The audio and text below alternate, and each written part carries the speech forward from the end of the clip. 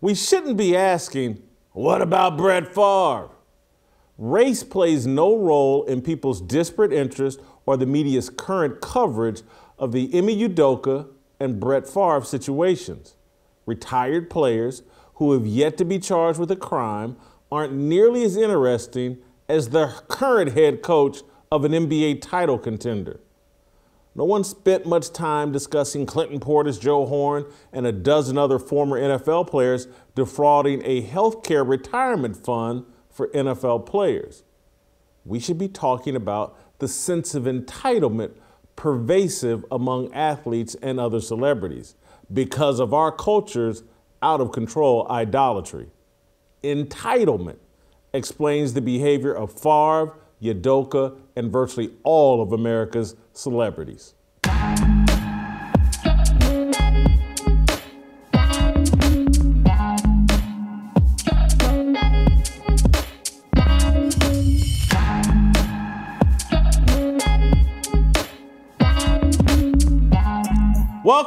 Welcome to Fearless with Jason Whitlock. I am Jason Whitlock, your host. Happy Friday. Happy Friday to you and yours. The weekend is here, baby. I am so looking forward to the weekend. I got some great college football to look forward to. I got some great NFL action to look forward to. I got some great exercising to look forward to. And I'm going to take advantage of my weekend. But before I get into my weekend, I'm going to deliver to you an absolutely amazing, awesome, fantastic, phenomenal Friday show to get us into the weekend. Steve Kim will be here. Royce White will be here. And we're going to bring in a viewer, Lynn Cabrera. He's going to end the show. I'm trying to throw out some bait to you all to tell you, if you participate in the show, if you send me feedback, and even if you agree and or disagree with me, send me your feedback at fearless@theblaze.com. Send me that feedback. You might pop up on the show just like Lynn Cabrera. This guy's got a pretty fascinating take on House of the Dragon. He emailed it to me. And so, boom, I was like, oh, this is kind of interesting, fascinating. I want to share it with the audience. I think it'll be entertaining. Boom, Lynn Cabrera on the show on a Friday. We're going to I want that to be a trend. Email me, email us here, fearless@theblaze.com. You might be a guest on this show. You might be someone that comes on and disagrees with me, pisses me off, but we may find it fascinating. So listen, it's Friday. I've got a Friday fire starter for you that will be unbelievable. But even before I get into that fire starter, I want to clear the decks, take care of a little bit of business first. So that, because, there's no telling where this fire may go with me and Steve Kim and Royce White. So I want to clear the deck first and talk a little bit, give us some room, and talk a little bit about my good friends at Good Ranchers. It's Friday. I may swing home Saturday and my mother will cook me up some of that Good Ranchers meat. Have you ever had a friend who is naturally talented at things? They just pick up a sport, hobby, or thing and immediately become good at it. They make it look easy. If you don't have that friend, it's you, and we're all secretly despise you. The good news is, no matter who you are, you can make great food look easy with Good Ranchers. My mother's going to do it for me and my brother. I know my brother's going to Indianapolis, so I know he's going to get some. But Good Ranchers can do it for you too. They source the highest quality meat in America. And when I say the highest quality, I mean it. And more importantly, they can prove it. Each piece of meat is from real American farms and hand cut and trimmed by real American workers. They only source from farms that meet their standards of excellence, which means it's pasture raised, no antibiotics ever, and no added hormones. Good Ranchers is so confident in the quality they sell, they have a 100% satisfaction guarantee on every box they ship to you. Plus, you can use my code, FEARLESS, to get free shipping and $30 off your first order. Trust me when I tell you, the only thing as good as their meat is their in-house customer service team. This is America's best meat and seafood sold by some of America's best people. They've won big awards like Best Food Subscription and being part of the NIC 5000 list of America's fastest growing companies, but their mission is still the same, bringing everyone to the table to share in the best of what makes life good. If you want the best, then go with Good Ranchers. Visit goodranchers.com/fearless to save on American meat delivered to your door. Guys, I tell you this all the time. You want to support me, you want to support this show, you want to fight back, you got to support companies like Good Ranchers. Good Ranchers is supporting me, you, and us, and what we believe in. It is our duty as fearless soldiers to support them. Now, let's get all the way into this Friday Firestarter. I'm excited. I'm overjoyed, thrilled about today's show. I think I got one of my best Firestarters ever. Let me quit bragging and hyping about it, and let's just get into it. Let the work speak for itself. Entitlement. That's what binds Brett Favre and Ime Udoka. Nothing else. For the past 48 hours, since NBA reporters Adrian Wojnarowski and Shams Charania dropped the news of Udoka's workplace malfeasance, social media pundits have desperately tried to place the Hall of Fame quarterback and Celtics head coach in the whataboutism racial blender. It's the no-risk gadget of choice for low IQ influencers looking for Twitter street cred. It works nearly every time. Let me give you a little background. The Boston Celtics had announced late Thursday night, had a press conference this Monday, announcing that they suspended Udoka for the entire 22-23 season because he violated the team's personal conduct policy. Reports allege that Udoka participated in an inappropriate consensual sexual relationship with a female staff member. On the other hand, Favre has been in the news of late because of his alleged role in a Mississippi welfare scheme that tried to funnel $5 million to a volleyball facility at his alma mater, Southern Mississippi, where his daughter played. Udoka is a basketball coach. Favre is a retired NFL player. The stories are seemingly unrelated. But given the fact Udoka is black and Favre is white, Twitter rewards its users and high-profile influencers for connecting the two events.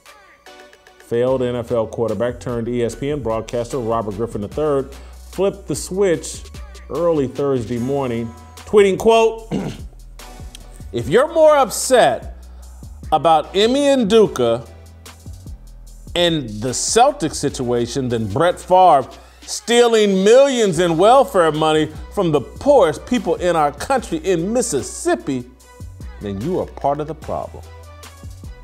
End quote. The nonsensical tweet has nearly 150,000 likes and 30,000 retweets. Thanks to the dopamine coursing through his brain, RG3 has every right to believe he tweeted something very profound and logically sound. Like all social media apps, Twitter rewards idiocy. But here's the truth. No one outside of Nia Long, who's Ime Udoka's girlfriend, Celtics employees, and some of their fans, outside of that, no one is upset about Ime Udoka's misbehavior and misfortune. Sports fans are fascinated. Udoka's implosion feels unprecedented, borderline historic. Based on what we've been told so far, we've never seen an organization torch a successful head coach over consensual sex a week before the start of training camp. Add in Boston's elevated and celebrated status within the NBA, and the Udoka story captivates the way daytime soap operas and the daytime soap opera marriage of Luke and Laura did 41 years ago on General Hospital. 30 million viewers tuned into that wedding. The daytime soap opera craze expired more than a decade ago. They've been replaced by an army of talk shows that rely on messy reality TV storylines. Udoka delivered one. But I digress. RG3's real agenda is to deflect attention away from a black public figure caught with his pants down. This is the national pastime of Twitter and corporate media pundits chasing likes, retweets, followers, and racial virtue courtesy of the app's rigged algorithms. For maximum relevance, Twitter requires users to analyze every human engagement through a racial lens. The requirement has perverted and dumbed public discourse, divided Americans along racial lines, and blinded us from the truth. The forced racial pretzel featuring Favre and Udoka provides a perfect example of Twitter's corrosive impact. We shouldn't be asking, what about Favre? Race plays no role in people's disparate interests or the media's current coverage of Udoka and Favre. Retired players who have yet to be charged with a crime aren't nearly as interesting as the current head coach of an NBA title contender. No one spent much time discussing Clinton Portis, Joe Horn, and a dozen other former NFL players defrauding a healthcare retirement fund for NFL players. No, we should be talking about the sense of entitlement pervasive among athletes and other celebrities because of our culture's out of control idolatry. Entitlement explains the behavior of Favre, Udoka, Portis, and virtually all of America's celebrities. Why would Brett Favre, a man who earned more than $200 million on and off the field, allegedly attempt to financially benefit from welfare fraud in his home state of Mississippi? I'll tell you why. Because he feels entitled. The world has catered to his every desire since he became a star at Southern Miss. He never waits in line for a table. Restaurants comp his meals and drinks. Women seek him out. Coaches, administrators, executives, agents, and well-wishers clean up his mistakes. Television broadcasters, radio hosts, and sports writers minimize his transgressions in exchange for access. The TV networks wanted an on-field John Wayne to drive ratings, so they rewarded the people who did the best job of celebrating and worshiping Favre. Favre was an American idol, no different from Michael Jordan. We created these Frankensteins. The only thing that has really changed is our desperation to create the next batch of unwitting monsters and the number of media platforms with laboratories. We've gone from 4 TV networks to 300, local newspapers to thousands of blogs, local radio stations to thousands of podcasts, a handful of skilled tastemakers, people like John Madden, Howard Cosell, Bob Costas, Chris Berman, etc., to a million hacks pontificating across the internet. I can run off a long list of hacks firing off opinions on the internet. Entitlement drove Udoka to act in a way that damaged his career and may eventually cost him his job. He's been catered to too. He's a former athlete. It doesn't matter that he never reached professional stardom. I was a mediocre mid-major football player in the 1980s. I was catered to in high school and college. I wrestled with entitlement. As an adult, it took a reawakening of my faith to fully slay my sense of entitlement. Corporate media tells black people to feel entitled. That's what critical race theory is all about, the entitlement of black people. In the past 24 hours, Stephen A. Smith and many other sports media members have tried to paint Udoka as a victim. Without any proof, Smith and others have claimed the Boston Celtics leaked the Udoka story. The allegation makes zero sense. The far more likely scenario is that Udoka and his handlers leaked the story to try to influence Boston's punishment. Honestly, I don't even believe the narrative that has been presented. Successful coaches do not get suspended and or fired over a case of consensual workplace sex. There's far more to this story than we'll likely ever know. What I do know is that Udoka acted selfishly and irresponsibly. It's not surprising.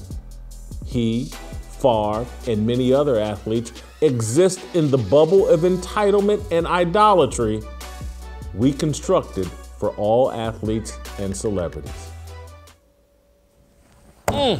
It's one of my favorite fires. I love it. I got a little bit more I want to add to it before we bring Steve Kim in. I want to, no. I want to bring Steve Kim in. I'll unpack some of this other stuff a little bit later. Let's roll out to Los Angeles, bring Steve Kim in. Steve, I think entitlement is the thing that connects Ime Udoka's behavior to Brett Favre's behavior. I think this whole racial element that's pervasive over social media, and I'm seeing influencers like Stephen A. Smith lean into it. I think it's a joke. We should be having a more substantive conversation about the mindset of entitlement that is pervasive among athletes and other celebrities. I think that is what's driving the bad behavior of a lot of people, including Ime Udoka and Brett Favre. Well, that's been going on for years, and that's a timeless character trait of many athletes, celebrities, and those with power. But I think what's going on because of the easily amplified message of social media is now to throw a lot of deflection out there. The bottom line, what Udoka and Favre have done will be done again. It's been done before, and it's a part of American culture, maybe all cultures that really do value power, money, influence, and fame. But because of social media, means like Instagram, Twitter, TikTok, you can really go out there and everyone has their own little megaphone and they can basically shout out whatever message they want. What's really going on here is a lot of deflection. Look, the Brett Favre thing I think is really ugly. You can argue it's been undercovered, but at a point in time, he will have to come to a court of law and really face whatever charges come before him. I find it to be disgusting and disturbing what he did, but to conflate that with anything else, I don't think one has anything to do with the other. So, I mean, but the very same people, and this is the ironic part, that want equal coverage for everything. Okay, well, everyone can play that game because if you want to talk about a shooter that happens to be a certain racial color that is safe to rip, well, then we can say, well, what about all these hundreds of other shootings that take place every day? Are we sure we really want to go down that line?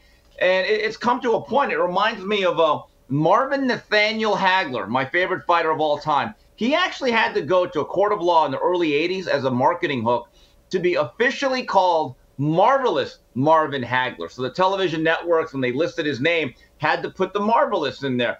Well, I'm beginning to think that Brett Favre's name, it's now either but, or what about Favre? He's no longer Brett. It's either but Favre or what about Favre? Because now it's become a joke. So every time an athlete of color gets into trouble, the natural default position is not the race card. It's a different version of it. It's called the Favre card. Just pull it out. But Favre. And it's ridiculous. And I was researching what you said about Clinton Portis and some other players getting involved in the fraud. There were a group of NBA players that got into a similar situation. I believe Darius Miles was a part of it. And I think that's with the Players Association and some other benefits. Look, none of it is right. But also, I'd also argue that none of it is really particularly connected. Steve, do you not feel that the entitlement culture, the idolatry culture, has been expanded or amplified, more pervasive? And I say that because there's everybody's in need of an idol. When there were just 4 TV networks, you had Muhammad Ali, you had 3 or 4 guys could service everybody. And we built them up and that was fine. Now with all of these platforms and all these networks and all of these talk shows, everybody needs the content. And so we're building everyone up into an idol. And so I do think athletes have always had a form of entitlement and a case of entitlement. I just think these new variants are more extreme because of the way the media has fractured and multiplied and because so again, Steve, I grew up in a time as a journalist where only those of us that were columnists were allowed to spout an opinion. And in order to be a columnist, you had to show some rare skill, you had to clear some hurdles and some obstacles and show that you were worthy of having your opinion out there and for readers to even respect it. Now everybody, beat reporters, people that have never been inside of a locker room, everybody gets platformed and gets a show, a podcast, or whatever. The other day I was watching, and I hope I don't want to offend anybody, but I was watching Around the Horn, and I was literally looking at the people like Around the Horn when it started. Say what you want about Jay Mariotti or any of the guys, Woody Page, these were like super experienced journalists who had covered things and traveled the country and dealt with athletes and executives on a day-to-day basis for years. Now I'm watching Around the Horn and I'm like, I bet none of these people have ever covered a team. Many of them have never really been in a locker room, or if they had, it's a one-off visit. And so I'm just like, these are people's opinions I really don't respect and haven't earned the right to be spouting these opinions. I just think that has made the entitlement and the whole, everything's been dumbed down to a level that I just think the problems are more acute. Well, Jason, you know what the great thing about the internet is and social media? Everyone can have an opinion. You know what the worst thing about the internet and social media is? Everybody can have an opinion. That's the reality. The fact that this right here has aimed everybody with the ability to be media or their own platform, it's great opportunity, but with opportunity does come some responsibility. Okay, so now you're opening up a Pandora's box. But Jason, to your original statement you made, is there idolatry? Has there always been that? Yes. And have many fans idolized athletes? Yes, I certainly did. I could tell you a story back in the mid-'80s as a high schooler in Montebello, California. Tony Gwynn, my San Diego Padres, I used to be a fan, was by far my favorite player. And what I actually did is I made a big paper schedule of every Padre game. And I think every road game was brown. I'd put the crayon. Every home game was orange.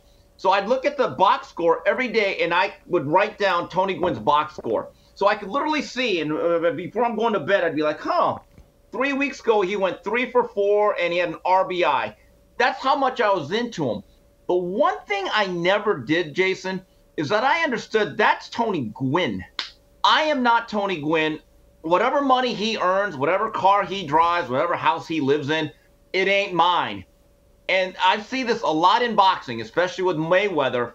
Floyd Mayweather, when he came up with the money team, and about a dozen years ago or so, during the height of his career, if you weren't just completely complimentary of Floyd Mayweather on Twitter or any social media or an article, you were a racist, you were a hater, this, and that. And these people really thought that they were part of the money team. And I'm thinking, what a sad existence. Floyd gets to flash those dollars. He gets to fly those private jets. He gets to drive the $500,000 cars. You don't. But that is a part of why I think there's this reaction to Udoka, because I think a lot of people say, well, that's me. He's also black. No, that's about the only thing you share is your skin color. He was good enough to play in the NBA. You weren't. He worked hard enough to be an NBA coach. You didn't. So there's almost like this form of a racial identity that everyone grasps onto. So if somebody gets criticized or goes through a crime, then what happens, in my view, is a natural reflexive reaction to say, what about Brett Favre? I think that's what's going on here. I'm going to throw a real curveball into this conversation. I'm going to talk about this Brett Favre, Derek Chauvin situation in a very, very Brett Favre, Derek Chauvin situation. There is no. I'm about to connect Brett Favre to Derek Chauvin in a very, very provocative way. And so I'm just going to throw that little taste out there. Give me a second to take care of a little bit more business, and then I'm going to unpack what I think are similarities between Derek Chauvin and Brett Favre and how we're analyzing this situation and how potentially Brett Favre is being victimized. But first, I want to tell you about our good friends over at Preborn. This is not a commercial. This is not a typical endorsement. This is life or death. Here at the Blaze, we are building a village of Blaze babies. We have a goal of rescuing 50,000 babies from abortion. Preborn.com is helping us do that. They have already rescued nearly 190,000 babies. They do it with ultrasounds. When a woman sees her baby, hears a baby's heartbeat through an ultrasound. Again, we've heard this week from that evil idiot, Stacey Abrams, that a baby's heartbeat at 6 weeks is some little make-believe thing. No, it's not. Any woman that hears an ultrasound, sees an ultrasound, hears that baby's heartbeat, that is a game changer. And that's what Preborn provides. It costs you just $28 to finance a ultrasound. $140, you can finance 5 of them, 5 of them. And we need to do this because once that mother hears that ultrasound, sees that baby in her womb, sees that life inside of her, understands, hears that heartbeat, it is a game changer. 80% of the time, she chooses life. Guys, we're always talking about what we can do. We always think it's this big, big thing, and if I just vote this way, and if I donate all this money to this cause, or if I change my pronouns, or if I criticize someone that changed their pronouns, that's going to fix the world. No.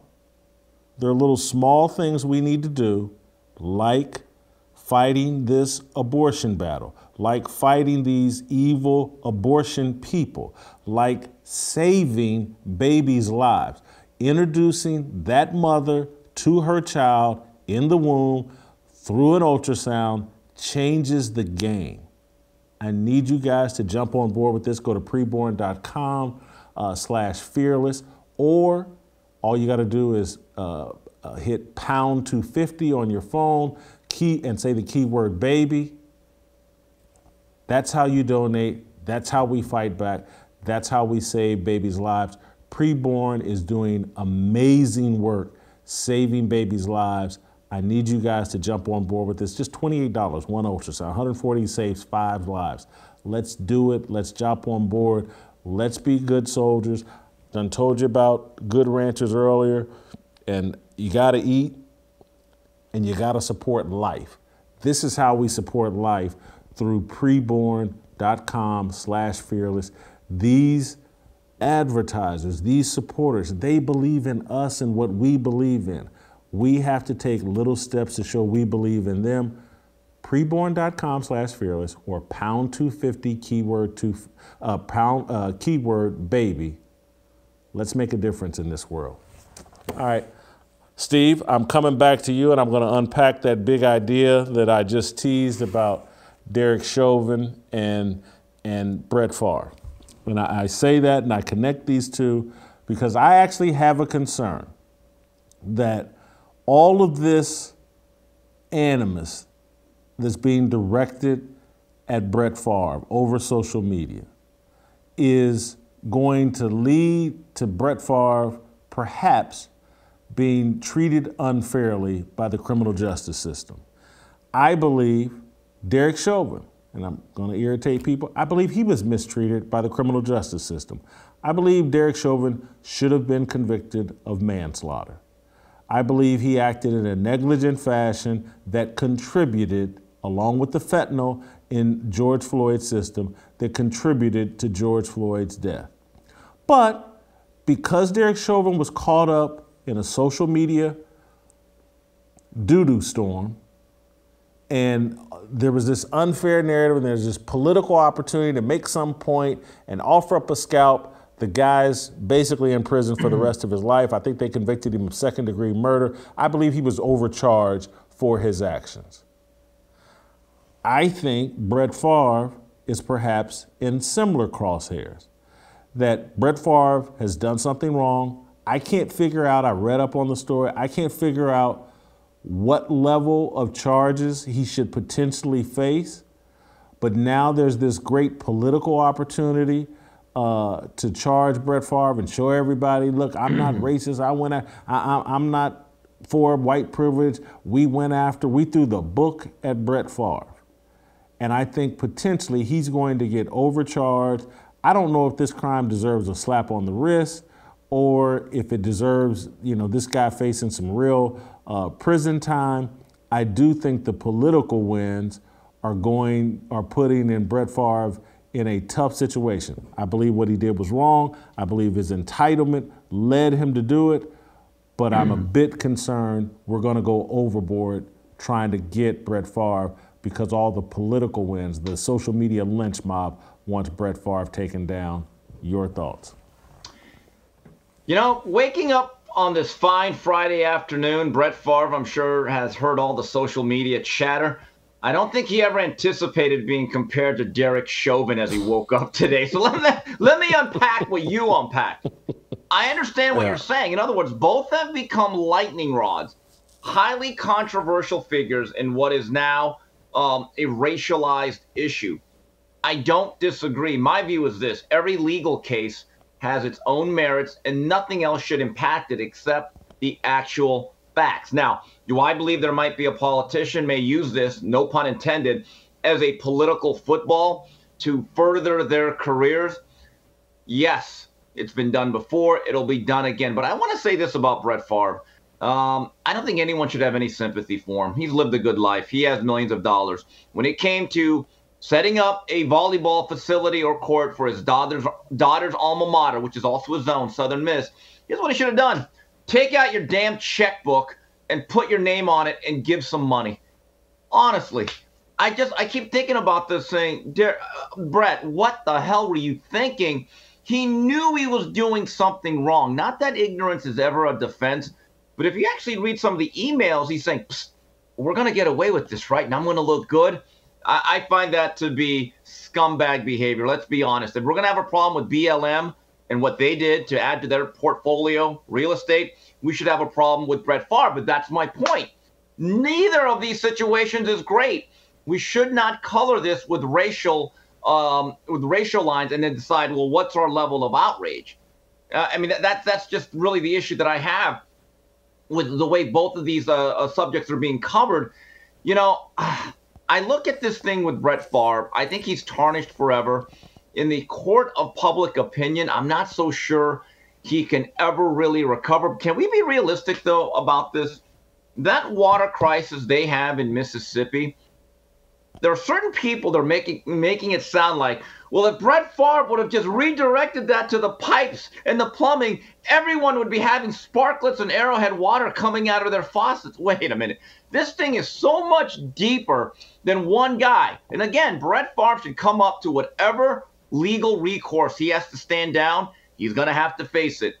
But there's a whole systemic breakdown from a state level in terms of why something like this happens. So let's go through every single politician. Let's go through the political and government hierarchy and see, where did this fail? Because if you're just going to focus in on Brett Favre and a volleyball facility at the University of Southern Mississippi, guess what? You're still not going to change a damn thing. I'm not going to shed any tears over what happens to Brett Favre. I'm really not, because the entitlement of this action is just too over the top for me. I agree. I write checks to Ball State. I don't have near Brett Favre's money. I'm sure he's given some money to Southern Miss, but no way he should be involved with some shady government officials trying to redirect money and get the credit and all that other stuff. It's a bad look for Brett Favre. He deserves some punishment.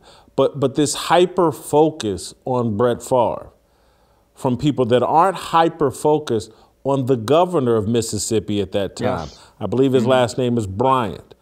And again, he says he didn't know. He's claiming ignorance, and that may get blown up in his face. But if we really want change, let's get that governor. Although, yes, to some degree, I'm not even sure if that, because virtually every Illinois governor ends up in prison and nothing ever changes with the corrupt system in the state of Illinois.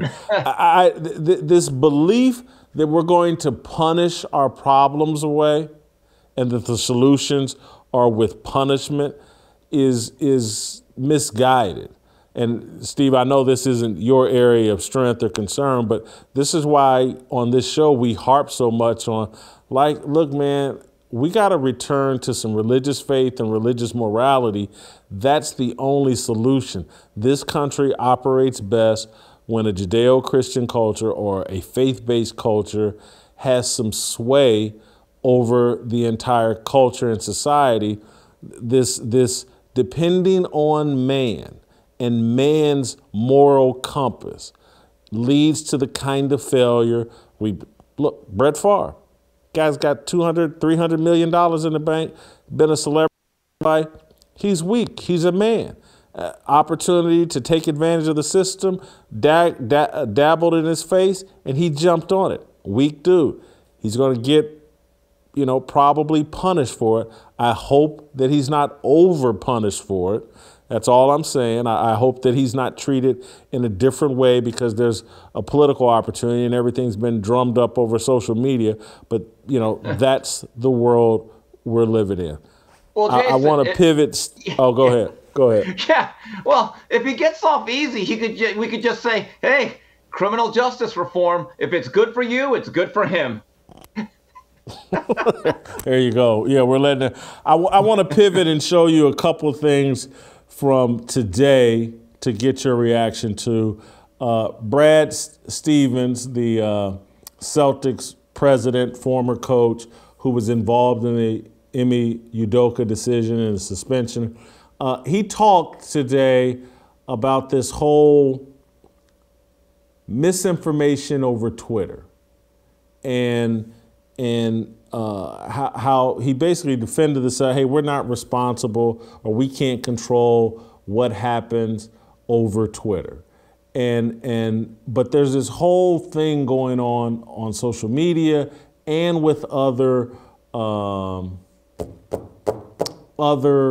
members of the media, and Stephen A. Smith, Malika Andrews, we saw it today. Oh my God, the Celtics leaked this and all these women for the Celtics have been victimized. And Brad Stevens spoke to that today. Let's play the clip.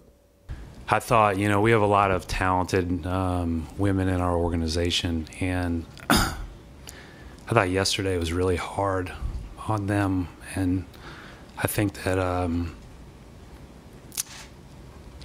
nobody can control Twitter speculation and rampant bullshit, but I do think that we, as an organization, have a responsibility to make sure we're there to support them now, because a lot of people were dragged unfairly into that. All right, so he's talking about the female Celtics employees. There was speculation about, hey, who was Ime Udoka sleeping with? People are trying to blame the Celtics for leaking the story. I don't buy that the Celtics leaked the story. I think Udoka and his camp did, but I don't care. No one can control Twitter, and I'm sorry that this happened to these women with the Celtics, but it's one day of speculation over social media. The main woman that people are writing and talking about, Allison Feaster, I don't know if you remember, she played basketball at Harvard, she played in the WNBA. I actually covered her as a 15-year-old. She was a 15-year-old high school superstar in Chester, South Carolina. I got the most unique, impressive high school athlete I ever covered. Chester, South Carolina is as destitute a place as that I witnessed down in the South. This young girl started playing varsity basketball, I think, in 7th grade, brilliant, brilliant. I mean, mind-blowingly brilliant. Goes on to play at Harvard. As brilliant as she is, she's just as beautiful. I followed her whole college career. I actually followed some of her WNBA career because I had that early engagement with her as a 15-year-old kid. She's on this team in some kind of, she's 46 years old now. She's part of the Celtics organization. And they're, oh my God, people are accusing Allison Feaster of being the person, and this is so unfair. And I get it. It's uncomfortable. I wouldn't, I feel bad for him. But hey, look, if you can't take a little Twitter heat and Twitter misinformation, maybe you're just not tough enough for these jobs. And I'm not saying Allison Feaster's been the one whining. People have been whining on her behalf. But I'm just not throwing some huge pity party, and I'm certainly not blaming the Celtics for what someone says over Twitter. No, I agree with that, but I brought it up yesterday. I thought that was highly unfortunate that as soon as this story broke, seemingly everyone went and typed in the Boston Celtics staff, from highest NBA coach to the lowest level intern, and started. And I'm like, oh God. And I think that's the point that Stephen A. Smith made today. I don't think he was necessarily victim shaming, but I think he was saying, well, wait a minute, this is really unfair that if it's a consensual relationship, right? Why aren't both people being named? And again, I don't know the bylaws of that corporate rule book about, does the underling get a little bit more protection than the one that's higher up on the power structure? But look, it's hard not to have feelings for people like that. Because look, Miss Feaster probably did not wake up thinking, boy, my name's going to be plastered all over the internet. Nobody knew who I was 12 hours ago. And now the question is, hey, were you coming off the bench for Udoka? I mean, look, let's be human about this. No one would like this. And if it's someone that you knew, I feel terrible. There's a lot of things over social media that happen related to me that I don't like. Right. But they're not ruining my life. Yeah. This is a brilliant, successful. But Jason, she married her high school sweetheart, Danny Strong. I covered part of his high school career. Remember them both. Anyway, go. I'm just sorry. I'm not going to shed a bunch of tears. I'm not either, but let's be honest. You instigate a lot of it, and you seem to enjoy it. That's a little bit of a difference. Also, maybe Miss Feaster just should have put up one tweet, a simple phrase, wasn't me. Then just log off for the day. End of story. Kill it. It really does. Let me give people some context to your Stephen A. Smith comments. Stephen A., after the press conference today, had some things to say and eventually got smacked around a little bit by Malika Andrews. It was kind of fascinating, but let's play Stephen A. Smith first. According to your reports, Woj, and what we have been talking about over the last couple of days, this was a consensual relationship. Was Ime Udoka involved with himself? The answer to that question is no. Two consenting adults engaged in this act or these actions that clearly were in violation of the Boston Celtics policy. But all we're hearing about is Ime. And to Whit Grausberg, who I profoundly respect, I would strongly advise you. Grausbeck, I'm sorry. I apologize. I don't know why I said Grausbeck. To Wick, I would strongly advise him. Maybe he should speak to a publicist or take some classes himself, because he threw out a couple of bombs there about Ime Udoka. Implications that feed stereotypes and things of that nature. And I'm not going to regurgitate what he said, but it was very, very alarming, highly one-sided.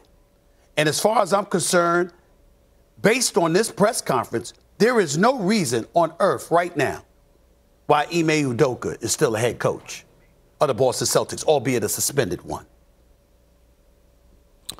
Steve, I want to translate what Stephen A. Smith was really saying there before I show you the clip of Malika Andrews chin checking him. Stephen A. Smith is saying, let me tell y'all something. I got a lot of friends that are NBA head coaches. A lot of my black brothers and sisters are NBA head coaches. And They are very concerned right now. Can they still knock boots on the job? Or has there been a new precedent set throughout the NBA that we can't get a little on-the-clock nookie? That is what Stephen A. Smith is concerned about, because this suspension, people are trying to figure out, hey, what's really going on here? We can't bang chicks on the job anymore? Is that what they're doing? That's his concern, because I don't think we've gotten the complete story on what happened with Ime Udoka. Because if it's just a consensual relationship on the job, that's why all these coaches are concerned. Because many of them, black and white, just like Stephen A. Smith said earlier, get a little on-the-clock nookie. And they're worried that is the NBA saying that? Has the Boston Celtics franchise set a precedent that we can't do this anymore? And so if he were honest about that's what his concern is, he go, we get in trouble, we get fired, the women can sleep with us and get the benefit of sleeping with us, and nothing happens to them. That's what NBA coaches are talking about. They're scared to death, and Stephen A. Smith is trying to chastise and criticize the Boston Celtics and put all the other NBA franchises on alert. Hey, look, if the coaches can't sleep around, these women can't sleep with us anymore. They got to get in trouble too. That's what he's really concerned about. Maybe, but look, with Udoka, I still think he's more respectable than Doc Rivers. Anyway, here's the thing. Nobody is saying that these guys can't be unfaithful. They're just saying there is a compliance within the corporations, which is all 30 or 32 NBA teams. They can do it. They can go on the road just like the players, and they have a rotation. And young ladies can come off the bench if they're not part of the starting five. But again, and I give Stephen A. credit, he actually seemed to get this concept. In a corporate structure, someone of power or that stature under no circumstance can sleep with anyone else that's an employee of that organization. Jason, I don't know. Again, I don't know the inner workings of the National Basketball Association. I don't know how many coaches actually are sleeping outside of their marriage. If they are married, I don't know how many of them are doing it with interns or staffers that work inside the building. I don't know how many of them really do it on the road trips. But again, I don't know. Plenty. Okay. Players are concerned too. Players are concerned too. That you got this whole 2022 Me Too woke movement that the NBA has swallowed, and things are changing. And the players and the coaches are scared to death. So are the executives. If people understood sports culture and athletes culture, all of these guys, they're built like Greek gods. They're the most sexual human creatures we have on the planet, men and women. And that's why they're concerned. If people understood female athletes, I used to be very close with a basketball coach that would be like, man, you think my players are freaks? You should see how the women's team get down. It's incredible. They're looser than the men. And that's a fact. People don't talk about it. The WNBA is who should really be scared, because if anybody ever went and investigated or just reported on the sexual Olympics that go on inside those locker rooms, you'd have stories for days. But we ignore it because, again, we all feel sorry for the WNBA, and women can do no wrong and they're the greatest human beings on the planet. But trust me, everybody in this basketball world is shaken up by what's happened to Ime Udoka because of, like, whoa, have they set a standard here? I thought, as long as we wore a condom, everything was all good inside these locker rooms and inside these corporate basketball settings. And they're concerned, and Stephen A. is trying to flesh it out for them, and that's why he's snapping on the Boston Celtics. But I'm talking about from coaches to players to executives, they're all sitting around scared like, Whew. What are the rules? Because they thought the rules were anything goes as long as it's consensual. And now it seems to be, well, no, that's not the case. And you men are going to be held responsible. Well, look, the last thing, look, I'm kind of bored of this thing, I'll be honest with you, Jason. Because, again, I don't know that world. My view is this. The Boston Celtics are going to have the boringest Christmas party this year. Oh, my God. They're probably going to serve Pepsi. Could you imagine how boring that's going to be? It'll be like the first grade school dance. Guys over here, girls over here. A DJ is just going to be playing, going, okay, play a little hip-hop hooray. You know, you're not going to play OPP. Don't play that song there.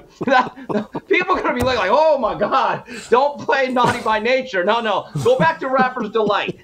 Everyone do a Soul Train line, but keep it separate. I mean, seriously, now that I think about it, I actually want to go to the Celtics Christmas party. I want to see what that's like.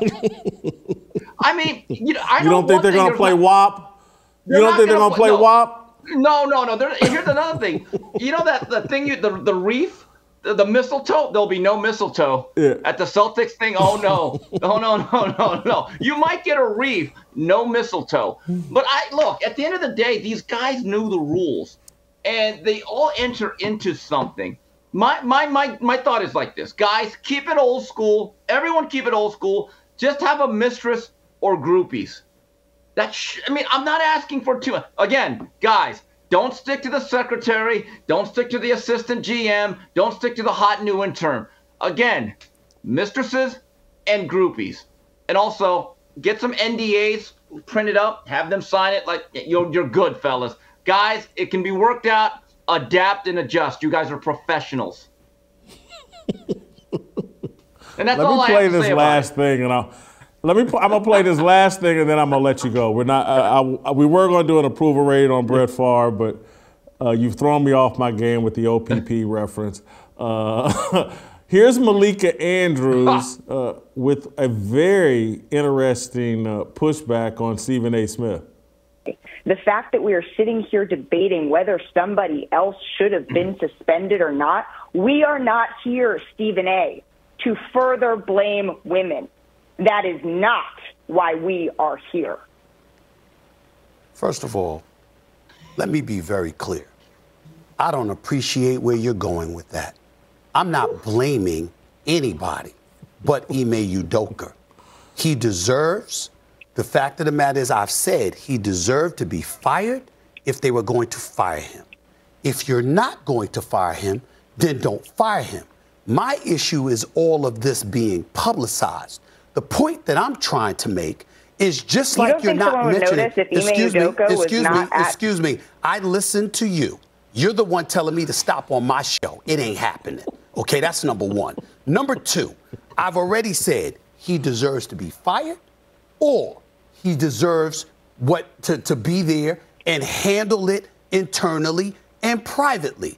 If you're not going to handle it privately, if you're going to publicize it in that fashion, then obviously it provokes everybody wanting to know, okay, well, who are the parties involved? That was an excerpt from The Woman King. That was one of the Dahomey Woman King Amazon warriors taking on Stephen A. And I got to give Stephen A. credit. He stood in the pocket. You going to tell me to shut up on my show? Good luck with that. Jason, can we be fair about this? Because this is what we are. We are fair and balanced. We've been a little bit tough on Mr. Smith. But after that, dap. Give me dap. Give me dap. And Steven, this is for you. Because let me just tell you something. That's the best segment of First Take that I've seen in 3 years that didn't involve Michael Irvin. That was World Woke 3. That was the cold versus the flu. That was gonorrhea battling syphilis to be the infection inside your body. Here's what I think. Molly Q, step out. Step out. We need that show. We need Stephen A. and Malika. I mean, I don't know if you call it black on black community talk, or I don't know what you call it, but if you can do that, you know what? And let's not go 2 hours, because, let's go an hour a day, Monday through Friday, and take her off the jump or whatever that NBA. You got a winner there. Jason, tell me, as much as you don't like the four-letter network as much as I do, I only watch live sports. Like later on tonight, I'll be watching some boxing on ESPN, Shakur Stevenson fights, and all the college football. Outside of that, the only thing I watch in terms of their programming is the Monday version of First Take with the Playmaker and Stephen A. and everyone else. Outside of that, I don't even watch SportsCenter anymore. But I want to get serious for 1 second. Whether you agree or disagree with Stephen A. Smith is not the question. I really thought that the way Malika tried to, as the kids say, clap back, I thought was rude and disrespectful. And I'm glad Stephen A. said, no, young lady, my show. And for that, and like you said, he hung in the pocket like prime Phil Simms. Again, dap, Stephen A. This is for you. I got to give it up to you, man. You stood up. I mean, wow, what a segment. What a segment. I have to agree with you. I've been critical of Stephen A. this week and in the past, but I was proud of him for chin checking. I know we got it reversed here because I'm just trolling with the lower third. I'm trolling Stephen A. But he actually he put the Amazon Queen, he put the Woman King down. I'm trying to think. Oh, General Naniska. Yeah, she tried to come in and be General Naniska, and Stephen A. took that sword from her and put her down. Good stuff. Thank you, Steve. Maybe one of Steve's best performances. The OPP thing, a little too much, or almost too good for this. All right, you can email me at fearless@theblaze.com. Royce White has been waiting patiently. I hope he's still with us. Royce White.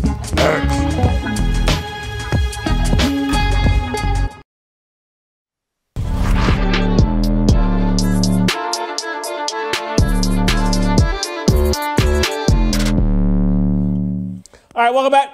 Let's roll out to Minneapolis, bring in Royce White, and get an athlete's perspective on Ime Udoka, Brett Favre, everything we've been talking about. Royce, I want to start here. I just was talking with Steve Kim, and one of my big arguments as it relates to Ime Udoka is I'm not buying that a successful NBA coach can be fired over consensual sex in the workplace. I don't buy the story that's been leaked out. I don't think it's been leaked out by the Celtics, but I just don't trust the reporting. There has to be more to this story for a successful NBA coach to be fired over consensual sex, or even if it was the Shams Charania is kind of reporting that it started consensual sex, then there were some unwanted comments. I just don't think consensual sex turned to bad flirtation leads to a coach being fired. There's far more to this story, in my opinion. Your thoughts? Yeah, the story seems strange to me all around. I don't know the details like many of us don't still, but I could see how a consensual, the NBA and their impetus to try and appease any type of PR backlash from the liberal establishment would definitely have them, in my view or estimation, preemptively try and discipline this coach for a potential lawsuit or PR scandal around consensual sex. And I saw a lot of comments online as I, tapped in and tried to look into what was being said. And there was a sentiment that because he had a position of power over this woman, most likely in some way, that makes him wrong or that makes him a predator.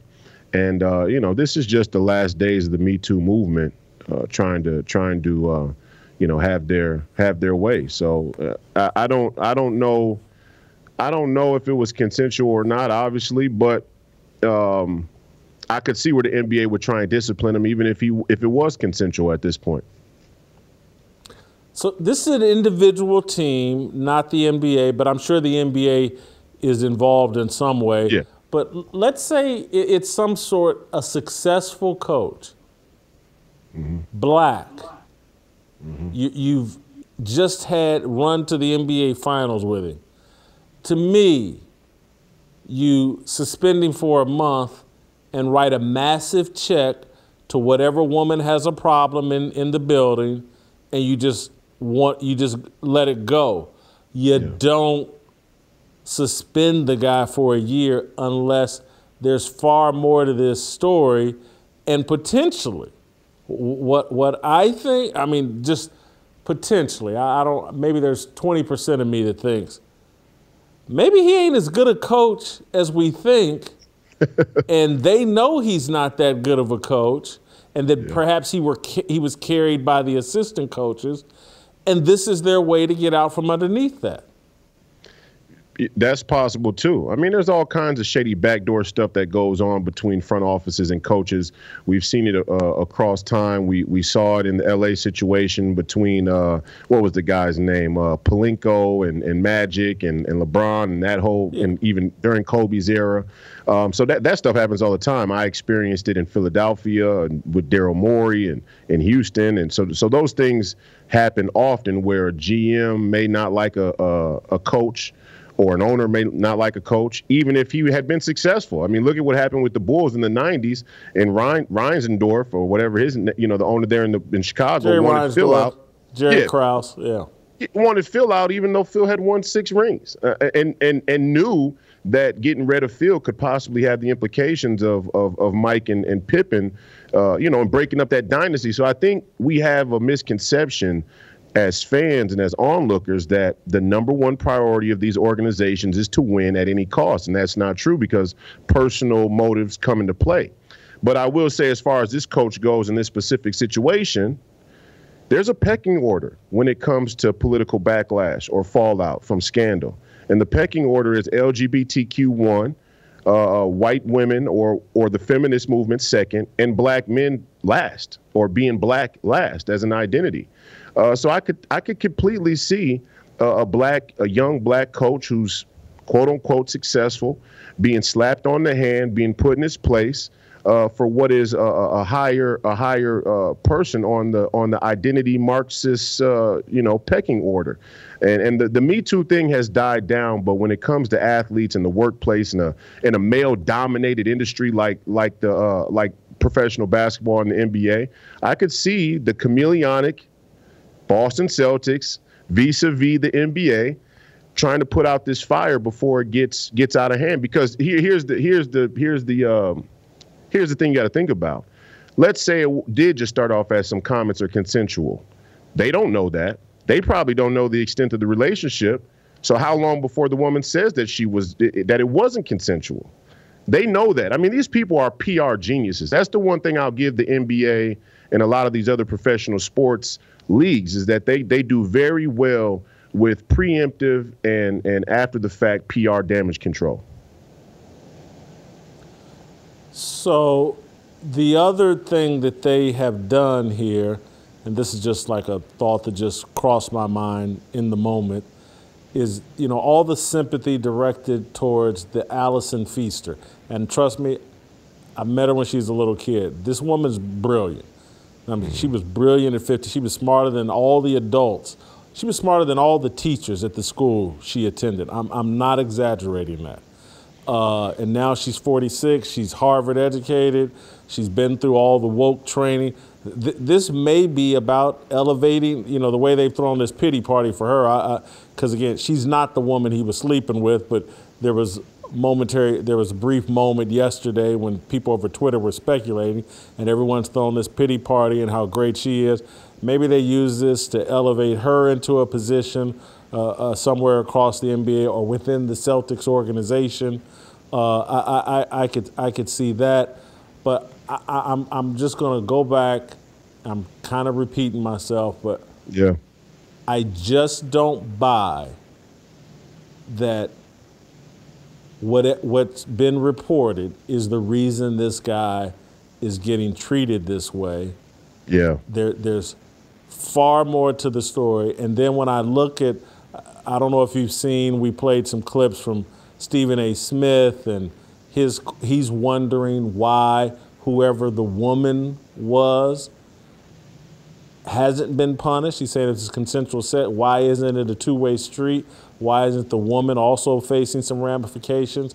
And my answer to that is like, well, Stephen A., we don't know what happened. Right. Maybe the Celtics don't believe the woman did anything wrong. But I think Stephen A.'s motive, and this is what I was just arguing with Steve Kim about, is that I think this decision to remove this coach over some kind of sexual impropriety, consensual, allegedly, sexual impropriety, has everybody in the league scared to death. Every coach, whether black or white, every player, whether black or white, is scared to death. And the ones that are used to getting some on-the-clock extracurricular activity are most scared because they're worried that a precedent has been set here that could cost them their job. And I think, I agree with you. Because I've been in behind those curtains and in those rooms, I can see where the NBA or even an individual team gets real shady or shoddy with their application of discipline around issues like this. But I do have a hard time believing that this was completely consensual and them suspend them for the whole year. If they did, it speaks a lot about just how unfairly this institution can be towards individuals. And I don't think it has anything to do with him being a young black coach. It may have something to do with that, but there's probably inner turmoil and inner organizational politics that are coming down to bear here. And I just don't agree with the premise, right? I don't agree with the premise that he couldn't be having a consensual sexual relationship with somebody in the organization. And I've known personally many times or instances where, general managers in the NBA's history have had sexual relationships with cheerleaders or people who worked in the PR department or all kinds of things like that. So players, it's common. So, it's a dangerous precedent to set.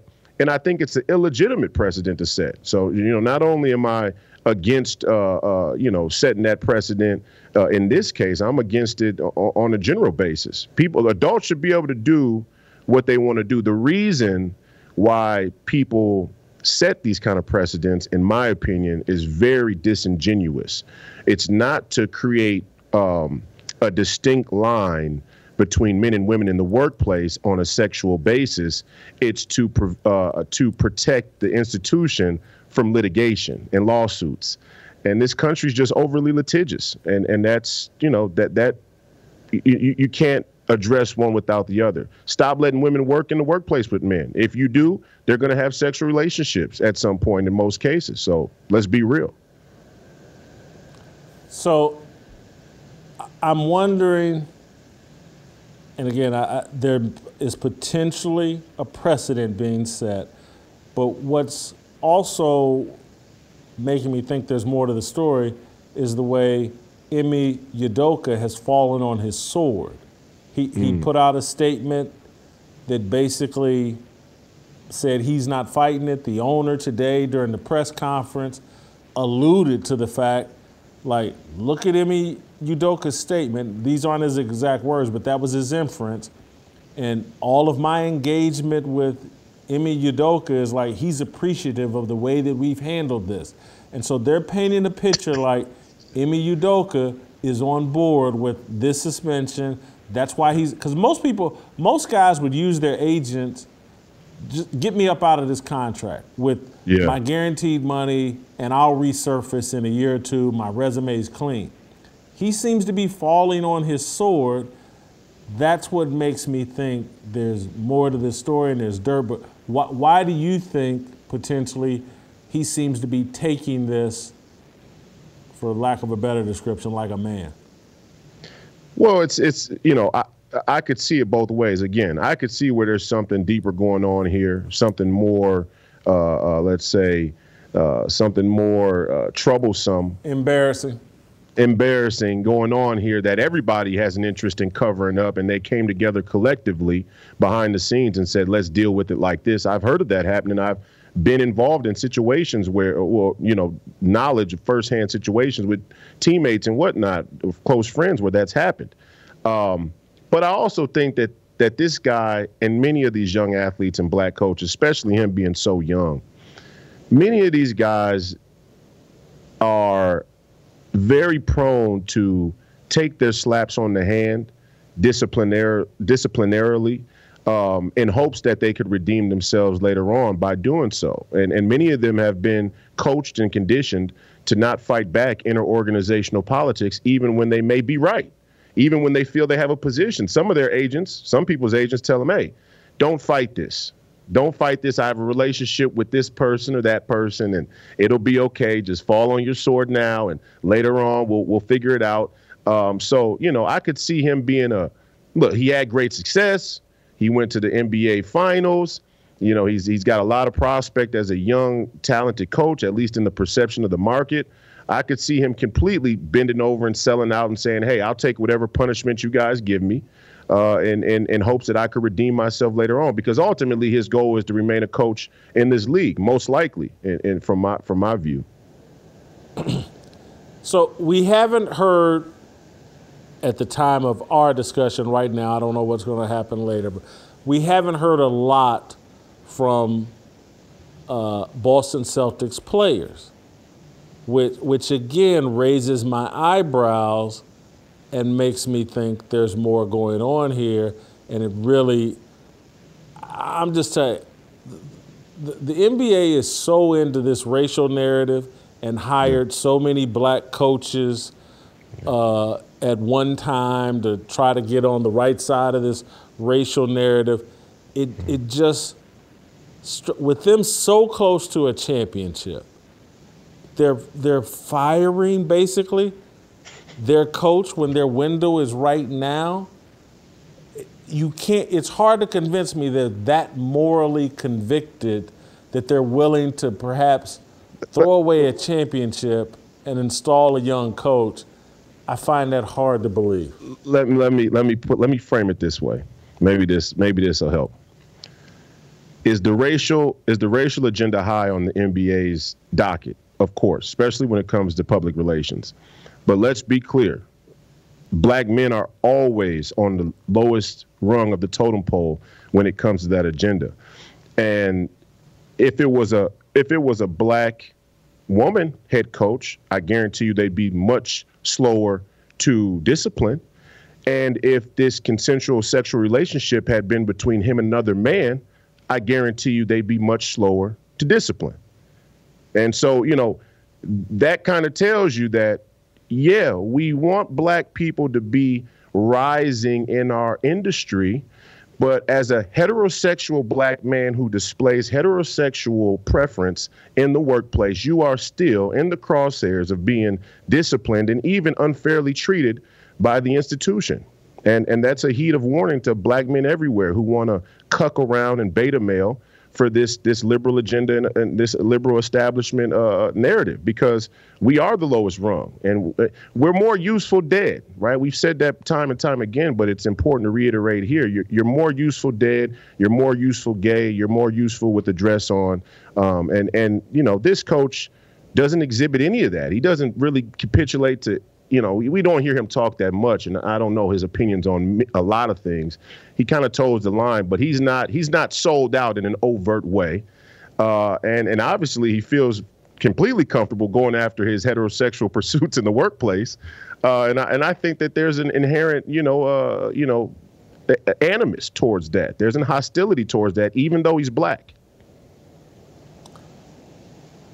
You bring me to another point. Great job. The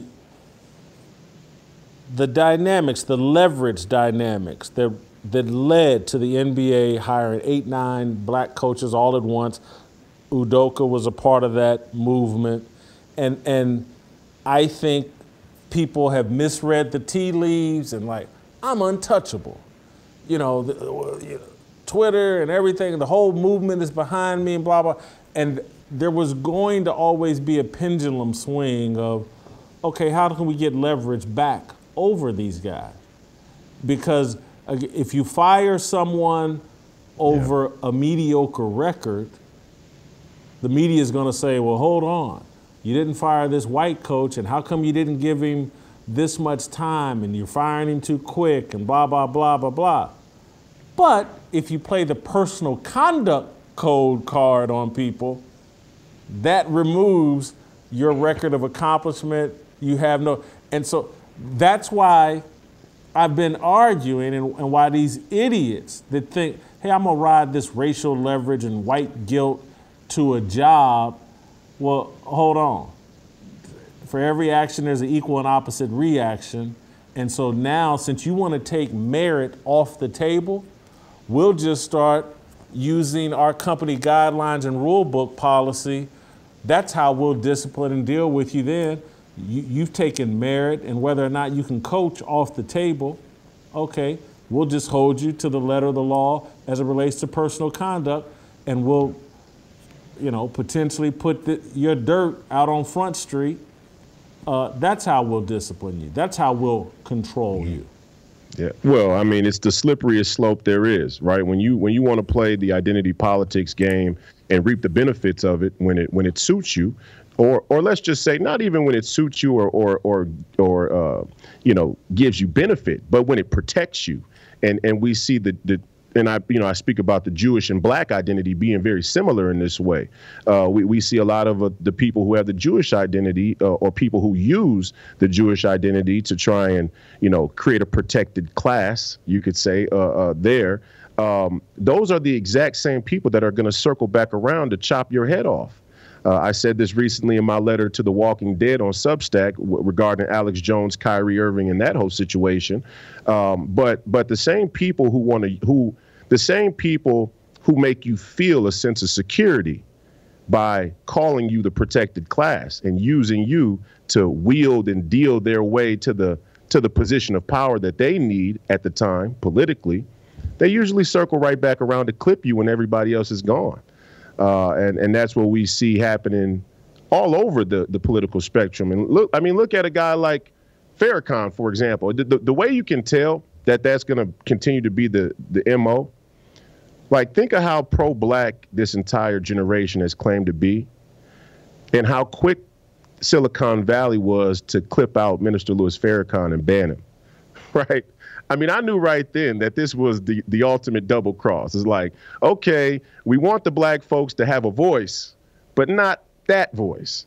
Okay, then it's Alex Jones, and then it's Steve Bannon, and then was Kevin Hart. And then it just slowly but surely moves itself around however they need to when somebody has a little bit too much leverage individually. And that's really what this war is about culturally, is like, the institutions in the establishment don't like people who have individual leverage, because individual leverage is very close to true individual freedom.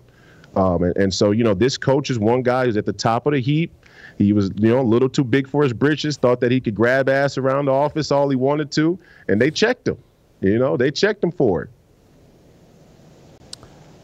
I have to ask you this, Royce, because we were having this discussion with Steve Kim. I was talking about Udoka and Brett Favre.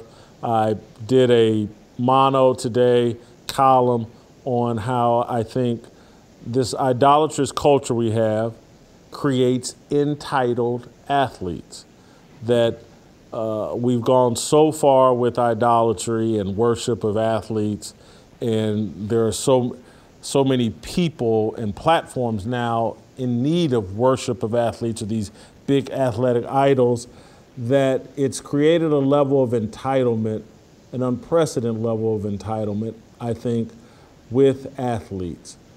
Being a former athlete, I wanted to give you a chance, or some athlete a chance, to respond to that I think our current athletic culture creates an entitlement among athletes that leads to the kind of entitled behavior I think we see in Udoka, and the kind of entitled behavior that I think we see in Brett Favre.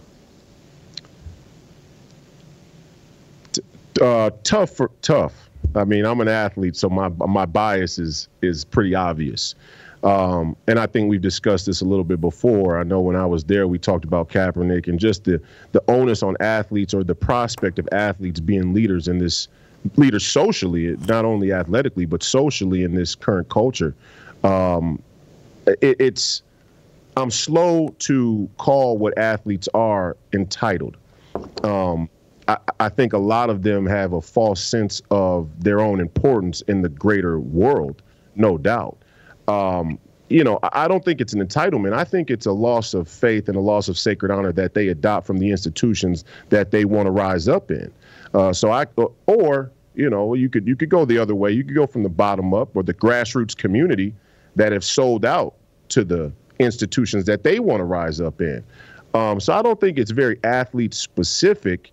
I think that we just live in a culture of people who have radical loss of faith and sacred honor, and it shows in their choices and their individual lives, and their integrity, and the things that they choose to engage themselves in. The Brett Favre situation, this situation has no equivalency whatsoever. It's a false equivalency, and you see a lot of people trying to, RG3's thing, if you're more mad about this coach than Brett Favre, then you're part of the problem. I mean, that's just classic fake woke race baiting. Nobody's mad at Udoka, really, other than, raging feminists and beta males who are all about the protectionary sexual racket. And people should be genuinely mad about Brett Favre and what he did. Only in that situation, I kind of view Brett Favre as the useful idiot, right? I mean, he's kind of the running dog in that situation, in my opinion, because here's a guy who probably doesn't have a great understanding of politics, maybe doesn't have a great deep understanding of business and loans and grants and government money and the welfare. He's a guy who, and he took a lot of dings on the head. Let's not pretend like we didn't all love Brett Favre for everything he left on the field. Probably suffering from CTE somewhat. I don't want to make an excuse for him, but that's probably the case. I watched him take tons of hits here playing against the Vikings myself. So I think that Brett Favre in that situation is probably the useful idiot, but people are right to be mad at him. Nobody's trying to compare the two. If you are, you're just trying to run a racket to keep us looking away from the bigger issues. And the bigger issues are that the institutions that these two men were bred and conditioned in, not only in their adult lives, but from children, have lost their sacred honor. So why would we expect anything else? So you somewhat are making my point. These institutions have lost their sacred honor. They don't instill proper values. The social media and all the worship. And again, I call it entire. Because again, I used to have the same mindset, but I've had a prominent athlete once tell me, we were out to dinner, and I always insist on paying for, I don't accept freebies. And he looked at me like, you crazy. Man, they owe us money for being here. We're doing them a favor, eating here, and we're good for their business. And again, I didn't say anything at the time, but I was like, that's the entitled mentality that I want nothing to do with. I don't accept favors. I don't want favors. I don't feel like I'm owed anything. I don't feel like I'm doing anybody a favor by any place I am on the planet. But we're close to running out where I got to move on. But there's one more thing I said today that I would be irresponsible if I didn't get your reaction to it. You've already kind of set me up for it.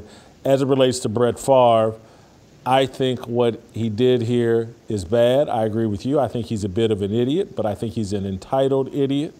And that's what led him to go look for a $5 million freebie to build some facility for his daughter and his daughter's friends at Southern Miss. That's why he took $1 million to do commercials that he didn't end up doing. But having said all that, I think this false racial world we've set up, where social media and everybody is connecting, what about Brett Favre to Ime Udoka and everything else, has put him in the crosshairs of a social media lynch mob that may get him overcharged. I can't figure out how bad the crime is and what the appropriate punishment is, but social media is demanding his scalp, and I analogized it to, and this is why I have to ask you about it, I analogized it to Derek Chauvin, who I felt like should have been charged with manslaughter, I think he contributed to George Floyd's death, along with the fentanyl and George Floyd's behavior, and that Derek Chauvin got overcharged because of the political lynch mob. And so this guy's probably going to spend the rest of his life in prison. And even, I didn't even bring up the other 3 officers that are going to be charged with stuff. I think that's an overreaction that Chauvin, again, probably should do 5 years for his role, some kind of manslaughter charge. Anyway, I'm saying this whole racial dynamic we've set up has put Brett Favre in a similar crosshairs, and we think punishment is some kind of solution to our problems rather than fairness being the solution to our problem. Yeah, I mean, I think both things can be true. And you know how I feel about Chauvin, but I'm from the Twin Cities, so again, my opinion is probably biased. I think that his sentence and the way it was carried out was definitely a response and a reaction to a couple things. One, the woke media, but also the grassroots energy on the ground and the fear that a lack of harsh punishment would result in more chaos and riots in the street. I mean, being here on the ground level during that time, you definitely could hear the sentiment that many people were afraid if a sentence was not harsh enough that chaos was going to erupt in the streets again. And obviously I was going to be out there to try and lead in a peaceful way if that was going to happen. But that didn't happen. So I think the establishment's role in that harsh punishment is not in the pursuit of justice. It is in the pursuit of its own preservation. And I think Brett Favre may end up being a similar case. Now, I'm very hesitant to be, when it comes to financial crimes, because my understanding of the political landscape, I'm very hesitant to come down harshly on Brett Favre for this issue because, I mean, we have $31 trillion of national debt. You know, there's no crime bigger than that. And Wall Street, and let me give you an example, and this goes back to our last example too, to end. We have to look at the motive. We have to look at intent. And we have to realize that intent and motive can be dual purpose. Let's take the marijuana issue as an example. There are a lot of people who would say we don't want to legalize marijuana, right? And I would actually agree with that. I'm a no substance belief guy, except an occasional Johnny Walker, responsibly. But I'm traditionally a no substance guy.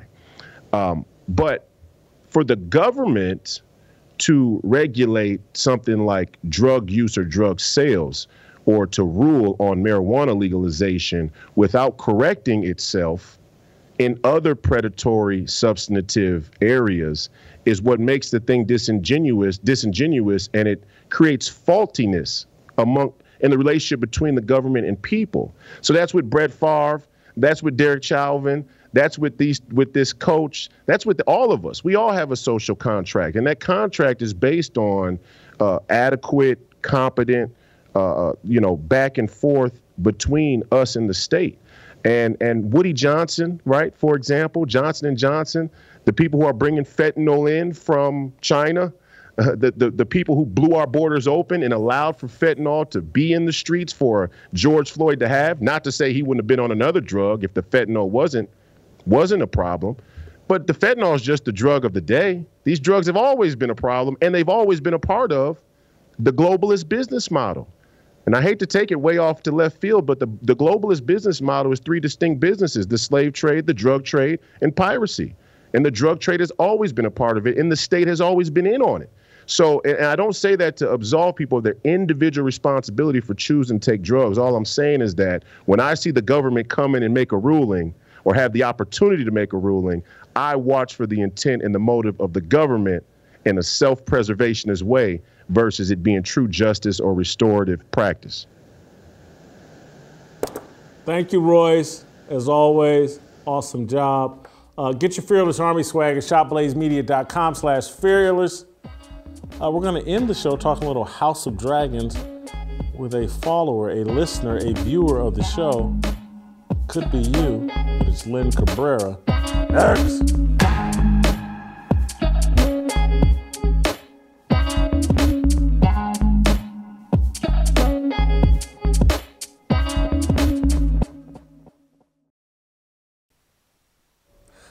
All right, welcome back. This next segment is why you guys need to email me here at fearless@theblaze.com, because you could pop up on this show if your email is good enough. And our next guest, who I don't know who he is. His name's Len Cabrera, I believe. He sent me a fascinating email. He sent it to me and Steve Deace and a few other people with this awesome explanation of the television show House of Dragons. And it was so good, I was like, Len, I sent him back, would you come on the show and talk about it? Because it so fascinated me. And so, Len, I want to start here, and I apologize because you sent me and Steve Deace and a couple other people the email, and do you know these other people? Who are you? I just found your email fascinating. That was as far as my investigation went. But who are you, and do you know people at the Blaze, or how did you end up in my email box? My wife has been on Steve Deace and Daniel Horowitz's show a couple of times, mainly talking about COVID. And I listened to him, and he does his Pop Culture Tuesday segments, and he refuses to watch both House of the Dragon and the Rings of Power. And I want him to talk about it because I think they're fascinating. So I was on a bike ride, came up with this idea, and I just ranted to my wife after a ride for like 60 seconds, 70, I don't know, a minute and a half. And she said, oh, you need to share that. Okay. So I sent it off to those guys, and then you talk about it. I love listening to you and the ladies talk about it afterwards. So I included you since you give out your email. Awesome. I'm glad you did. And so I don't watch Ring of Power or whatever. I doubt if I ever will. People tell me it's pretty woke. I'm going to take their word for it. But I do watch House of Dragons because I watched all of Game of Thrones, even though I was dissatisfied with the last 2 or 3 seasons of it. But your explanation and analogy about what's actually transpiring and what's the message is, or what the underlying themes are for House of the Dragon, I felt very fascinated by. I found them very compelling. And so if you could unpack that and take as much time as you need, don't worry about me. I want you to unpack the analogy you made and how you think House of the Dragons is really an analogy about what's going on in America and kind of around the globe right now. Yeah, so I almost didn't watch the show either because, like you, I followed Game of Thrones. I think it's a tremendous series, and most of that is because they're basing it on a series of books. So the story was already done. All they had to do was bring it to screen, and they did a wonderful job. The problem is when they got to season 6 and 7, they got ahead of the books. They lost the story. Now they were more focused on spectacle and action sequences than they were following the story. So when they go to do the prequel, House of the Dragon, there's this basic outline of a story in the books, but it's not as fleshed out a story. So it's kind of worried that, and this is why people are thinking it might just be woke, because there's a lot of leeway for them to make up the story as they go, as long as they hit the plot points that are in the history of the timeline that's laid out. And so some people are getting caught up on all that. I didn't want to watch it going in just knowing the basic outline. It's the Dance of the Dragon. It's a civil war. And you know, at the start of Game of Thrones season 1, the Targaryens have literally 2 people left, no dragons. The dragon pit has been destroyed. And you just know that this is going to be like watching a train wreck. But I thought, it's a different showrunners. It might be worth watching if it's the same attention to detail, just for the production quality, and the acting is amazing. So I gave it a try, and it started, and I just thought, oh, this is worse than I thought. Not that it's a bad show, but it's just too close to home. I mean, you have this decrepit king who's ruling over the kingdom, who's indecisive, who's being propped up by his advisors, and his whole thing is he doesn't want to ever make a decision. I mean, he seems good initially, right? He listens to the one guy, goes, hey, what do you think about this? And he's playing with his small council. Everybody's giving him different opinions. He looks like he considers it, but then ultimately does nothing. And the whole premise is he's trying to maintain the peace and prosperity that was under his predecessor, who reigned for like 70 years or something, and the realm flourished. And he doesn't want to be the guy that gets blamed for it falling apart. So he's just kind of like trying not to do anything to rock the boat. But, it's just a bunch of rich people who are elites who are completely unaccountable to the people under them. So you have all these other people vying for power because they're like, well, he's not always going to be at the throne. So they're all moving around in the background to secure power for themselves. And who cares what happens to the realm or the people? So that's kind of what I saw from it. And I sat down and started making specific analogies of different characters and who they play in our current political system. Unpack that. That's what I found. I thought it was great. So yeah, I sent out a Twitter thread, and a friend of mine made some graphics for it. And obviously, the especially with the last season where the king starts hurling and falling down, you can't help that looking at somebody who doesn't know what he's doing. He's very frail, and he propped that right up next to a picture of Joe Biden when he crashed his bike. It's clear that the king is incapable of doing the job, but you've got the small council, right? He's got the new hand of the king, the most powerful person in the kingdom other than somebody in the royal line. And you have all these other people in the council who are trying to position themselves for their houses to do well and prosper, right? Because it's all about being in District 1, right? Or Washington, D.C. That's where all the money is, right? All the richest counties are the counties around there, everybody who works for the government. So I'm trying to remember the actual ones that I don't know if you have them that you can put them up or not. I can go one by one. I'm calling up the email. Go ahead. So you have the House of the Dragon is much more specific in today's politics. Basically, you have King Viserys Targaryen, who's an amalgamation of every establishment Republican politician you can think of. I love that because, and again, I know that you just alluded to maybe he's Biden, but I kind of like the analogy to the Republican rhinos who, basically don't want responsibility for any of their decisions. And his references to the prophecy of the House Targaryens is like the red wave that the Republicans are predicting. Yeah, so he passes the dagger on to his heir, Rhaenyra, and he's telling her, well, here's what it means that a Targaryen has to be on the throne to stop this invasion from the north. But they get so focused about having a Targaryen on the throne, they don't actually think about, well, what do we need to do for this invasion? What does it mean? What happens? And we know from Game of Thrones that there isn't a Targaryen on the throne when the White Walkers come across, and they get stopped anyway. The question is, would there have been fewer deaths if you didn't have the Dance of the Dragon, right? If there wasn't a civil war among the Targaryens and they still had an army of 50 dragons instead of only the 3. And it's one of those just... The other thing, Lynn, that I was hoping you would get at, and which I found fascinating, is like this whole civil war is analogous to the civil war we're having in politics.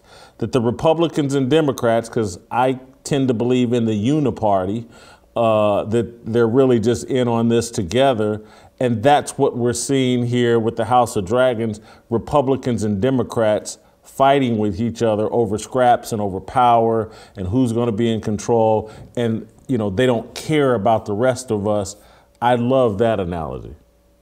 Yeah, they're not even really fighting over scraps. They're just stealing from the future at this point. They're writing checks and going into further debt just to enrich themselves or to possibly even, depending on what kind of tinfoil hat you want, right, launder their money through Ukraine or whatever else, all these different spending bills. And they just enrich each other. It's just who gets the bigger check, right, and who's in the minority. I know Daniel Horowitz is pretty big about how the Republicans basically serve as controlled opposition to prop up the Democrats. They couldn't do as much as they wanted if they didn't have the Republicans there as this kind of opposition force for people to rally behind, not realizing that they don't ever really actually oppose anything unless they're running for office, right? And when they're running for campaign contributions or to get your vote, then they'll talk strong, but then they'll turn around and ratify NATO treaties to weaken the country. In the sense of the Game of Thrones, the House of the Dragon, you end up having a split that's about to happen. You could see it happening now. You got Rhaenyra, who is the heir, but then you have the king remarried, and he's got Alicent, and they had a male child, so the realm kind of sees that as, well, that's the heir. So there's going to be a war between it. It's called the Greens and the Blacks, and you get two factions, and they both have dragons, and they go at it, and they just destroyed their best resource, right? The source of their power is the dragons, and ultimately they're all going to die, and they're not going to have any dragons. And that's why in the original Game of Thrones, it's not a Targaryen on the throne, it's a Baratheon, right? Because he's the one that kills the last Targaryen, because that Targaryen didn't have any dragons. And similar here, you have these politicians that are just sitting there enriching themselves, and all the while watching the country get weaker. And they're all sitting there, again, like I said, with Viserys wanting to take credit for this prosperity. Every politician in office, even the ones that have been there for 40, 50 years, they have nothing to do with the prosperity that we enjoy. All of that came before, post-war, if you want to talk about the 80s tech boom, whatever you want. These guys had nothing to do with it. They're just along for the ride. If anything, they're slowing it down because they're enriching themselves and not really focused on what is it that makes us strong as a nation. I think I mentioned something in there about, Texas and the analogy with them and the Valerians who are getting attacked by pirates, and the king's like, oh, I don't want to do anything about that because that might start a war. Like, they have to defend their border, so Corlys says, I'll do it myself. He takes out all his ships, and he basically starts a little war, takes out the Triarchy and the Crab Feeder. The king tries to take credit for it at the end. It's like, oh, yeah, thanks for the realm. And instead, what we have is Governor Abbott and even my own Governor DeSantis. They ship a couple of illegals up north. I'm like, okay, that draws some media attention, but that does nothing to secure the border. The other one I like, the Lannisters are like establishment political advisors and media wielding power on the reputation of their wealth without actually having that wealth. Yeah, that's kind of building on, in the future Game of Thrones, you have Tywin Lannister, who admits that their power comes from the perception that they have all these gold mines, but those mines ran dry a long time ago. We don't know where that is relative to House of the Dragon, but you can see them positioning as they go, because you had Jason Lannister trying to get himself married off to Rhaenyra in, I think, episode, the one where they go out to the hunt. I think that's the third episode. And then what you don't see is that his brother, trying to think of what his name is, Tyland Lannister, he actually positions himself and comes in and becomes master of ships when Corlys goes off to fight his little war. And if you know the story, I think this might be a spoiler for some people, he eventually goes on to become Hand of the King for one of the Aegon the Third. So there's a little spoiler for those who haven't read the book, sorry. That's all right. We don't, because what, I'm not sure how much I'm going to talk about House of the Dragon anymore. I'm going to continue to watch, but I can't stand the show. It's an attack on the patriarchy. It's a little too woke for me. I'm telling your email is what will probably keep me going, looking for these angles that you've pointed out and these analogies you've pointed out. So I just want to thank you and keep the emails coming as you see things in the show. Keep the emails coming, and maybe we'll have you back. But I just wanted to, kind of say to our audience that, man, I appreciate the feedback. If your feedback's good enough, we may have you on a Friday and let you end the show as Lynn just did. Lynn, thank you so much for the time. Thank you for the explanation of House of Dragons. You've done me and the audience a great service. Thanks for having me on. All right, let's play tomorrow, and that means we'll see you next week.